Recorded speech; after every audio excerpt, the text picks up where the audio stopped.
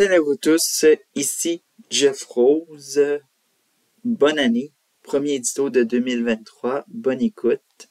Alors donc, les touristes chinois sont de retour à l'international. Or, inquiétude pour certains, de nombreux pays, incluant le Canada, ont mis en place des mesures. L'exemple au Canada, l'option qu'on a choisie, c'est le fameux test négatif.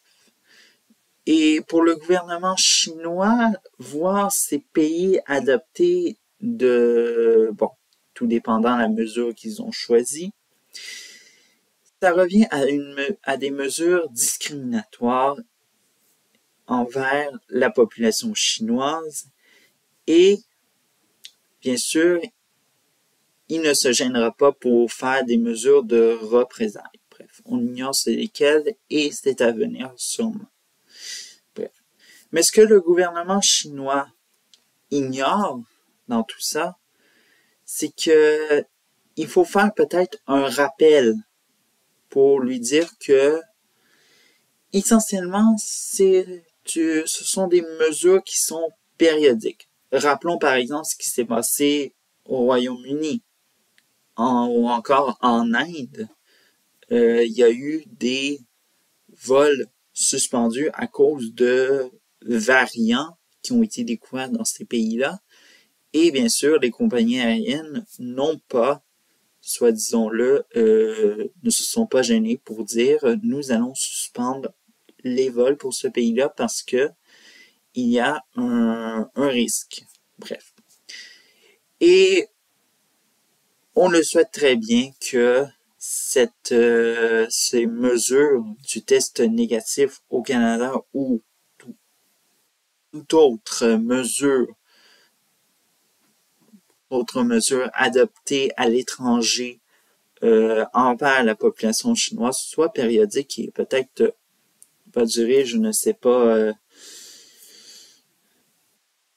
2 mois, 3 mois maximum, on se donne ça peut-être. Bref.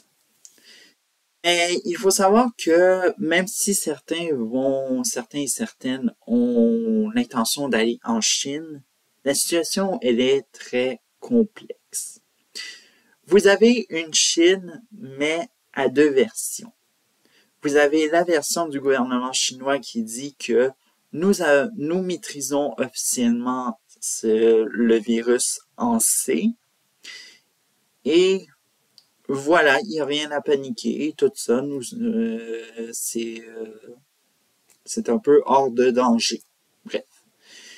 Et d'un autre côté, la deuxième version, c'est celle des images des hôpitaux qui envahissent les médias. Bref. C'est du jamais vu, des hôpitaux qui sont saturés, les patients qui sont à l'intérieur, à l'extérieur de l'hôpital, bref, c'est un peu le chaos et c'est sans doute qu'est-ce qui va se passer à l'étranger si, bien sûr, on se demande pourquoi nos urgences débordent. Bref. Néanmoins, aussi, il y a ce qui a fait un peu une soi-disant dispute avec l'OMS et les autorités chinoises, c'est sur les données et tout ça. La Chine dit qu'on a donné les données et l'OMS dit bon, on n'a pas ces données-là. Bref. Alors donc, c'est ce que la Chine ne dit pas, c'est que les données sur le virus en C a été soigneusement changé de formule, soit disons-le. Alors donc, certains se demandent comment ils comptabilisent ce fameux virus en C et avec ces variants en C. Alors donc, évidemment, seules les personnes mortes d'insuffisance respiratoire directe du virus en C sont comptabilisés. Ce qui veut dire que cela inclut, exclut les variants. Bref, et on peut se poser une question sur cette nouvelle façon de comptabiliser en Chine. Est-ce que c'est une tentative de cacher des décès pour soigneusement dire que oui, tout va très bien, mais évidemment, vous le savez très bien, la Chine est un pays communiste et évidemment, il est très complexe, soit disons-le, pour parler librement de quoi que ce soit et c'est ce que vous voyez actuellement en Chine. Mais aussi, rappelons que à chaque fois qu'il est question de la Chine, depuis cette pandémie du virus en C, la Chine a été très complexe et très difficile à s'ouvrir, notamment pour l'enquête de l'OMS en janvier 2021. Rappelez-vous que il y a eu une forte influence de la Chine, et ça depuis le début des propositions d'une enquête et tout ça. La Chine a exercé une énorme pression à l'OMS pour un peu étouffer, pour que ce soit une enquête, pour pas que ça finisse dans une enquête qui est cordiace et bien sûr donc, vous savez, ça a été très compliqué. Bref.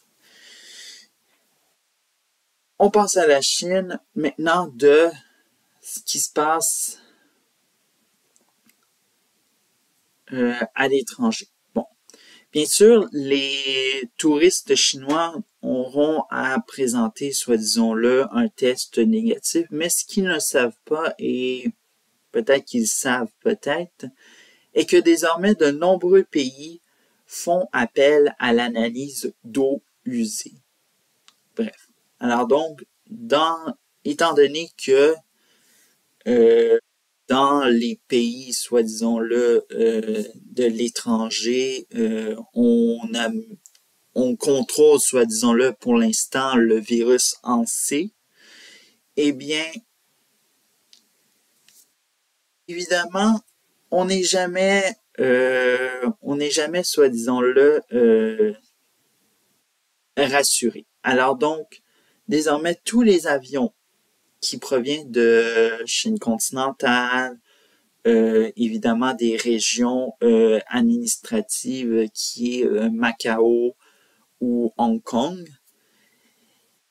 il y a ce, soi-disant-le, effort de savoir si oui ou non il y a des passagers qui ont, soi-disant-le, le virus en C. Bref. Et ça, c'est le cas de l'aéroport international de Vancouver, qui a décidé, en s'associant avec l'Agence de santé publique du Canada et le Centre de contrôle des maladies de la province de Colombie-Britannique, de faire, dans un but de détecter de nouvelles mutations de virus en C et aussi potentiellement de nouveaux variants qui pourraient provenir de Chine. Or, le problème, c'est que cette façon de faire une telle analyse, c'est que non seulement on apprend c'est un projet pilote et que ça va se passer durant les 2 dernières semaines de janvier.